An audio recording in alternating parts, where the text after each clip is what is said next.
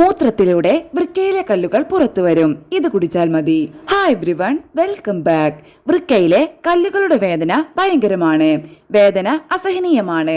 ശസ്ത്രക്രിയ ആവശ്യമാണ്. ശസ്ത്രക്രിയ കൂടാതെ ആയുർവേദ രീതികൾ ഉപയോഗിച്ച് 4 മില്ലിമീറ്റർ വരെ വലിപ്പമുള്ള കല്ലുകൾ നീക്കം ചെയ്യാൻ കഴിയും.